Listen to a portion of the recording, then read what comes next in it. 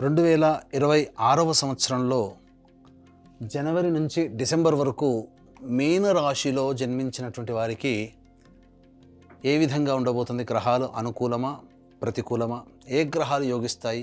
ఏ గ్రహాల ప్రభావం వలన యోగం అవయోగం కలుగుతుందనే విషయాల గురించి క్లుప్తంగా తెలియజేసుకునే ప్రయత్నం చేద్దాం. నవగ్రహాలలో శుభకరుడైనటువంటి గురువు మిథున రాశిలో వక్రగతిన సంచారం చేస్తూ మార్చి 14వ తారీఖు వరకు ఉంటాడు. ఈ సమయంలో జనవరి నుంచి మార్చి 14వ తారీఖు వరకు నూతన వ్యక్తుల యొక్క పరిచయం జరుగుతుంది. చేసేటువంటి చిన్న చిన్న ప్రయత్నాల్లో మీకు వెసులుబాటు కలిగి పనులు సాఫీగా జరుగుతుంటాయి. కొన్ని ప్రయత్నాల్లో ఆటంకాలు వచ్చినప్పటికీ కూడా కొద్దిపాటి ధైర్యము కష్టముతో ఆ సమస్యలన్నింటినీ కూడా పరిష్కరించుకోగలుగుతారు. కానీ మార్చి 15 నుంచి మే 31వ తారీఖు వరకు గురువు మిథున రాశిలోనే సంచారం చేస్తూ అర్ధాష్టమ గురు ప్రభావము అలాగే జన్మశని ప్రభావం కూడా తోడై ఉన్నటువంటి కారణం చేత ప్రతి పనియందు కూడాను ఆసక్తి లేకపోవడము, గృహంలో కంటే బయట ఎక్కువగా గడపాల్సినటువంటి పరిస్థితి రావడం, చికాకులతో కూడుకున్నటువంటి జీవనము, ముఖ్యంగా ధనము ఖర్చు అయిపోతూ ఉండడం, మీ యొక్క కీర్తి ప్రతిష్టలకి భంగం కలిగే విధంగా చుట్టుపక్కల వాతావరణం ఉండడం, ఇవన్నీ వాటికంతటవే గ్రహాల యొక్క ప్రభావం వల్ల మీకు జరుగుతూ ఉంటుంటాయి. మీకు తెలియకుండానే సమస్యల వలయంలో ఆ 2 నెలల పాటు చిక్కుకొని ఉంటారు. తదనంతరం జూన్ 1 నుంచి అక్టోబర్ 31వ తారీఖు వరకు కర్కాటక రాశిలో సంచారం చేస్తుంటారు. ఇది చక్కటి యోగ కాలముగా చెప్పవచ్చు. ఈ సమయంలో మీరు అనుకున్నటువంటి పనులన్నీ కూడా పూర్తి చేసుకోగలుగుతారు. శుభకార్యాలలో మీకు మీ హస్తం ఉంటుంది. అన్ని విధాలుగా మీకు శుభం జరుగుతుంది. ఆఖరి 2 నెలలు నవంబర్ డిసెంబర్ నెలలు మాత్రం అనుకూలంగా కాదు. ధనపరమైనటువంటి సమస్యలు ఎదుర్కోవాల్సినటువంటి పరిస్థితి వస్తుంది. రుణగ్రస్తులవుతారు. రుణదాతలు మళ్ళీ తిరిగి డబ్బుని పొందలేకపోతారు. అంటే మీరు ఇచ్చిన డబ్బుని తిరిగి పొందలేకపోతారు. కాబట్టి జాగ్రత్తలు పాటించండి. ఇక శని జూలై 26 వరకు రాశిలోనే జన్మశని ప్రభావము, అలాగే జూలై 26 తర్వాత వక్రస్థితి చేత వ్యయభావ ఫలితాలను కూడా పొందడం. ఈ సంవత్సరం అంతా కూడాను శని అనుకూలము కాదు. ఈ యొక్క విషయాన్ని మీరు గుర్తుపెట్టుకోండి. ఇక గమనించుకున్నట్లయితే ప్రధానంగా విద్యా సంబంధమైనటువంటిది కాబట్టి విద్యార్థులకి సాధారణమైనటువంటి ఫలితాలు కలుగుతాయి. కాబట్టి ఎక్కువగా కష్టపడాలి, అనుకున్న దానికంటే ఎక్కువ శ్రమ పడాలి. తల్లిదండ్రులు తమ పిల్లల పట్ల విద్య పట్ల తమ పిల్లలకు ఉన్నటువంటి విద్య పట్ల ఎక్కువ శ్రద్ధ కనబరిస్తే తప్ప మంచి ఉత్తీర్ణత శాతంతో పొందలేకపోతారు. ఈ కష్టం మొదటి 5 నెలలు ఎంత బాగా కష్టపడగలిగితే ఆ ఫలితము జూన్ నుంచి అక్టోబర్ లోపల పొందగలుగుతారు. విదేశీ యానానికి అనుకూలమైనటువంటి సమయం, మంచి ఉత్తీర్ణత కలిగి ఉన్నటువంటి కారణం చేత నచ్చిన యూనివర్సిటీలో ప్రవేశం లభిస్తుంది. విదేశీయానానికి అనుకూలంగా ఉంటుంది. ఈ మొదటి 5 నెలలు కష్టపడలేదా ఈ గురువు ఎంత యోగిస్తున్నప్పటికీ కూడా ఫలితం ఉండదు. కాబట్టి అన్ని రంగాలలో ఉన్నటువంటి వాళ్ళు మొదటి మే వరకు కూడా, జనవరి నుంచి మే వరకు కూడా కష్టపడే తత్వాన్ని అలవర్చుకోండి. ఆ తదనంతరం ఆ కష్టానికి తగ్గ ప్రతిఫలం గ్రహమే మీకు దగ్గరుండి అందిస్తుంది. ఇక సంబంధించినటువంటి ఉద్యోగ విషయానికి సంబంధించినటువంటి వివరాలు తర్వాత మనం తెలియజేసుకుందాం. ఏ సమయంలో ఉద్యోగ ప్రయత్నాలు చేయాలి, ఏ సమయంలో చేయకూడదు, ఎప్పుడు ఉద్యోగం వస్తుందనే విషయాలు క్లుప్తంగా ముందు తెలుసుకుందాం. ఇక వివాహ విషయానికి వచ్చేసేసరికి ఈ యొక్క మీనరాశిలో జన్మించినటువంటి వారికి ప్రధానంగా జూన్ నెల నుంచి అక్టోబర్ మధ్యకాలంలో అవివాహితులకి వివాహము జరుగుతుంది. అందులో సందేహము లేదు. ఇది ప్రధానంగా చెప్పుకోదగినటువంటిది. ఇక మిగతా సమయాల్లో అంటారా, ప్రయత్నం చేయక తప్పదు. ఈ సమయంలో ప్రయత్నం కంటే మిగతా సమయంలో ప్రయత్నం చేస్తే జూన్ నుంచి అక్టోబర్ మధ్యకాలంలో వివాహ సంబంధాలు కుదరడము నిశ్చయం అవ్వడము జరుగుతుంది. ఇక దాంపత్య సంబంధించినటువంటి విషయాలు ఏవైతే ఉంటాయో మొదటి 2.5 నెలలు మిశ్రమ ఫలితాలు ఉన్నా మార్చి 15 నుంచి ఈ జూన్ 1వ తారీఖు వరకు అనుకూలంగా ఉండదు ఈ సమయం. మరియు నవంబర్ డిసెంబర్ నెల కూడా అనుకూలంగా ఉండదు. కాబట్టి ఏప్రిల్ మే నవంబర్ డిసెంబర్ నెల, మార్చి 15 నుంచి ఆ 15 రోజులు, ఈ 4.5 నెలల కాలము దంపతుల మధ్య లేదా జీవిత భాగస్వామి వ్యాపార భాగస్వాముల మధ్య పొరపచ్చాలు వచ్చే అవకాశం ఉంది. కాబట్టి సంయమనం పాటించండి. లౌక్యంతో, నవ్వుతో, చిరునవ్వుతో సమస్యల్ని పరిష్కరించుకోండి. ఇక ఆరోగ్య విషయానికి వచ్చేసేసరికి జన్మశని, వ్యయశని, రాహు ప్రభావము, ఇటు కేతు కూడా అనుకూలంగా లేకపోవడము, అలాగే గురువు కూడా అనుకూలంగా లేకపోవడం, చాలా మటుకు ఒక అనారోగ్యం, తెలియని ఒక బాధ, ఏదో ఒక సమస్య వెంటాడుతున్నట్టుగా ఉంటుంది. కానీ తప్పదు, ఈ సమస్య నుంచి బయటపడక తప్పదు. దైవానుగ్రహాన్ని పొందే ప్రయత్నం చేయాలి. అలాగే డైట్ మెయింటైన్ చేయాలి, ఫుడ్ కంట్రోల్లో పెట్టుకోవాలి. ఇలా మనం జాగ్రత్తగా ఉండగలిగితేనే ఆరోగ్యం పట్ల మనం లాభదాయకంగా ఉంటుంది. లేకపోతే మీనరాశి వాళ్ళు అనారోగ్య సమస్యలు తెచ్చుకోక తప్పదు. శరీరంలో నిస్సత్తువ ఎక్కువగా ఉంటుంది. ఎంత తిన్నప్పటికీ కూడా ఆ యొక్క ఫలితాన్ని మీరు పొందలేకపోతారు. అలాగే constipation problem, indigestion problem, acidity problem అనేటువంటిది మిమ్మల్ని బాధ పెడుతుంది. కాబట్టి జాగ్రత్తలు పాటించండి. ఇక సంతాన విషయానికి వచ్చేసేసరికి ఈ యొక్క మీనరాశిలో జన్మించినటువంటి వాళ్ళకి తప్పకుండా జూన్ నుంచి అక్టోబర్ నెల కాలంలో మంచి వార్త వింటారు, సంతానవంతులు అవుతారు, సందేహమే లేదు. విదేశీయానానికి సంబంధించి చెప్పాను కదా, ఈ మొదటి 5 నెలలు బాగా కష్టపడితే వచ్చే ఫలితమే మిగతా 5 నెలల్లో మీరు పొందగలుగుతారు. లేకపోతే ఆ మొదటి 5 నెలలు నిర్లక్ష్యం చేశారా మీకు ఫలితము దక్కదు. గుర్తుపెట్టుకోండి, విదేశీయానానికి ఆటంకాలు, అసలు మీరు ఎలిజిబులే కారు. కాబట్టి మొదటి 5 నెలలే బాగా కష్టపడండి విద్య పట్ల, మరీ హెచ్చరిస్తున్నాను. ఇక రాజకీయ రంగంలో ఉన్నటువంటి వాళ్ళకి అంత శుభమైనటువంటి సమయం మాత్రం కాదు. అధికారులు, పార్టీ పెద్దల యొక్క అండదండలు ఉంటాయి, కానీ పోస్టులు మాత్రం దక్కించుకోలేకపోతారు. ఏదైనా ప్రయత్నం చేసి దక్కించుకుందామన్నా ఆ డబ్బు వృధా ఖర్చే తప్ప దేనికి ఉపయోగపడదు. ఈ విషయాన్ని జాగ్రత్తగా గమనిస్తూ, పెద్దల యొక్క సహాయ సహకారాలు పొందుతూ, జనంలో అప్పుడప్పుడు జనంలో కలుస్తూ ప్రజాదరణ పెంచుకునే ప్రయత్నం చేయండి తప్ప పోస్టుల కోసం అర్రులు చాచకండి. ఇక వ్యాపారస్తులు, ముఖ్యంగా ఇటుక, ఇసుక, ఇనుము రంగంలో ఉన్నటువంటి వాళ్ళు, చర్మ సంబంధము, తోలు సంబంధమైనటువంటి వ్యాపారస్తులు, గ్రౌండ్ ఆయిల్స్, ఎడిబుల్ ఆయిల్స్ సంబంధించినటువంటి వాళ్ళు, ప్లాస్టిక్ రంగంలో ఉన్నటువంటి వాళ్ళకి వ్యాపార విస్తరణ పనికిరాదు. ఈ సంవత్సరం అనుకూలంగా లేదు. ఉన్నటువంటి వ్యవహారంలోనే మీరు ముందుకు సాగండి తప్ప కొత్తగా ప్రయత్నాలు చేయకండి. ఇక ఈ అక్టోబర్ అంటే జూన్ నుంచి అక్టోబర్ మధ్యకాలంలో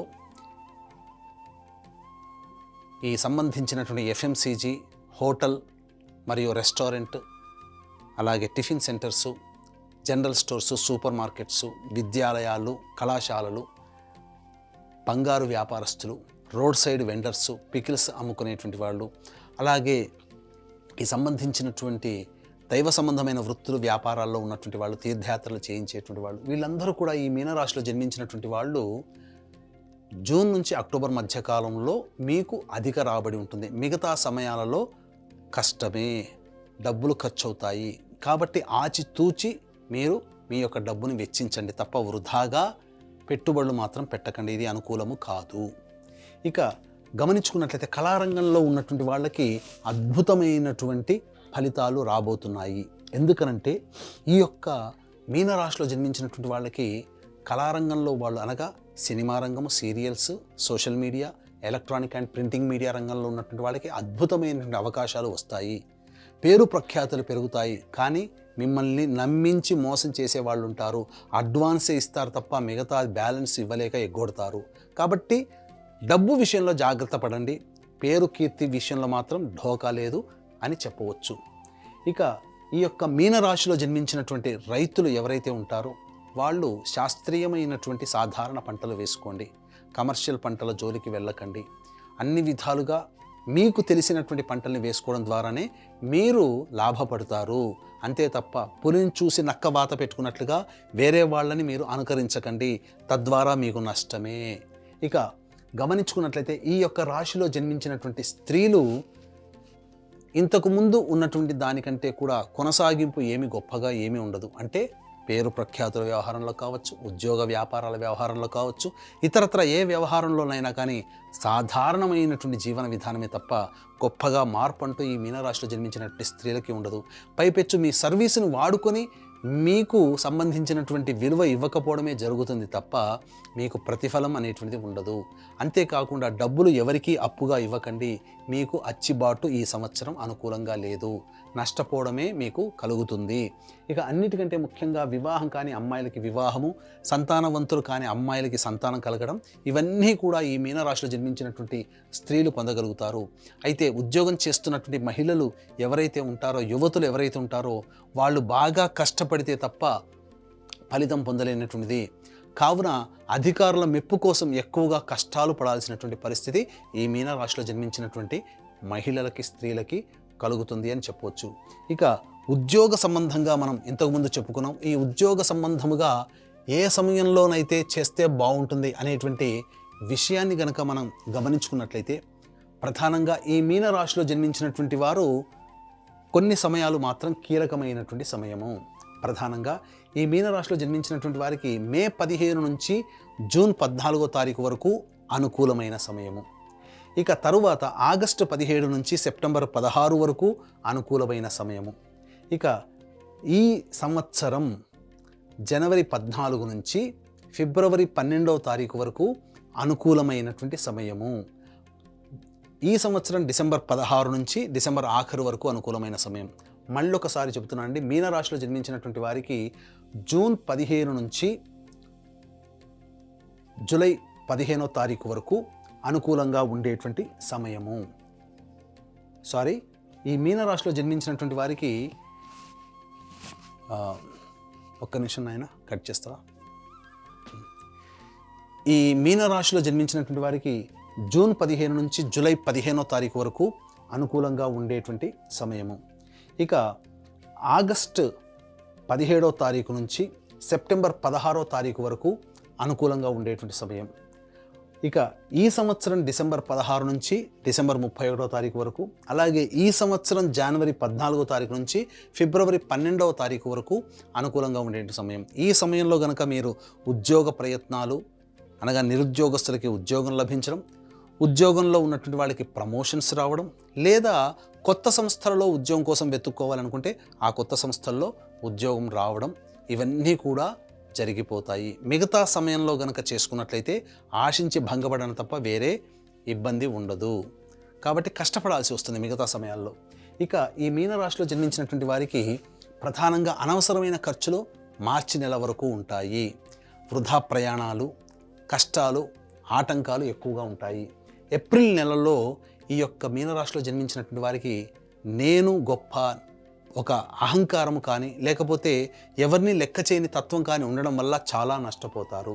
ఇక మే 1 నుంచి జూన్ 19వ తారీఖు వరకు కూడా కుటుంబ సభ్యుల మధ్య వాగ్వివాదాలు చోటు చేసుకుంటాయి. అనవసరంగా ఇతరులతో మాటలు పడాల్సినటువంటి పరిస్థితి, ధన నష్టం ఎక్కువగా ఉంటుంది. జూన్ 20 నుంచి ఆగస్టు 1వ తారీఖు మధ్య కాలంలో ఇతరుల యొక్క సహాయ సహకారాలు మీకు చాలా ఎక్కువగా ఉండడం, తద్వారా డబ్బు పరంగా కావచ్చు అన్ని విధాలుగా మంచి శుభమైనటువంటి వాతావరణంలో ఉంటారు.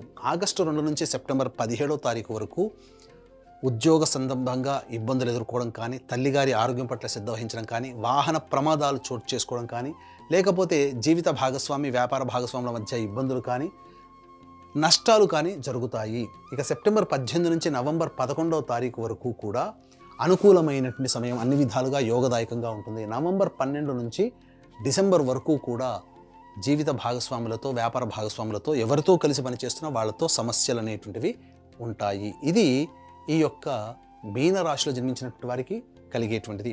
ఇక ఇంతకుముందు చెప్పుకున్నాం కదా, ఏ సమస్య అయినప్పటికీ కూడా ఈ మీనరాశిలో వాళ్ళకి గ్రహాలు అనుకూలంగా లేని కారణం చేత దైవానుగ్రహం తప్పనిసరి. ఇట్టి దైవానుగ్రహం అందరికీ అందించాలనేటువంటి సదుద్దేశంతో మన పీఠం ఆధ్వర్యంలో ఈ 2026వ సంవత్సరం ప్రతి నెల 12 మాసాలు ప్రతి నెల ఒక పర్వదినం రోజున పుణ్యక్షేత్రంలో మీ జాతకరీత్యా కలుగు అన్ని రకాల సమస్యల నివారణకి సర్వదోష నివారణ పూజలు, హోమాలు అంటే ఆరోగ్యం కోసం, ఉద్యోగం కోసం, వివాహం కోసం, దాంపత్యం కోసం, ఆర్థిక బాధలు, శత్రు సమస్యలు, కోర్టు సమస్యల కోసం ఇలా 21 రకాలైనటువంటి హోమాది కార్యక్రమాలు జరిపించడం జరుగుతుంది.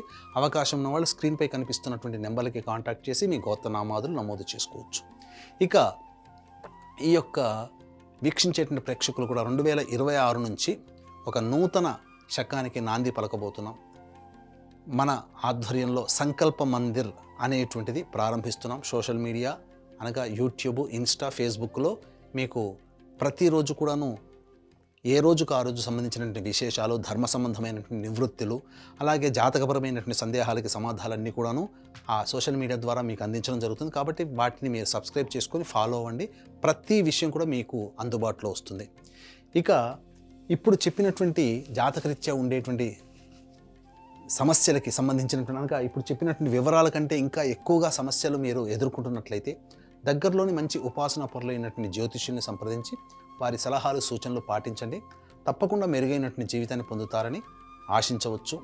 ఇక అన్నిటికంటే ముఖ్యంగా ఈ మీనరాశిలో జన్మించినటువంటి వాళ్ళు ప్రధానంగా జాతకరీత్యా వచ్చేటువంటి సమస్యల పరిష్కారం కోసం ప్రతి రోజు కూడా అంటే సమస్య ఉన్నప్పుడల్లా కూడా కంటిన్యూస్గా ఒక 11 రోజుల పాటు శని భగవానుడికి తైలాభిషేకము, అలాగే సోమవారం రోజున ఈశ్వరునికి అభిషేకం, ఇలా కంటిన్యూస్గా ఒక 11 రోజుల పాటు చేయండి. మీ సమస్యలకి సత్వర పరిష్కారం లభిస్తుంది. అప్పటికి కూడా మీకు పరిష్కారం లభించలేదు అనంటే దగ్గరలోని మంచి పండితులని సంప్రదించి మీ యొక్క జాతకాన్ని చూపించుకొని పరిష్కారాలు పొందవచ్చు.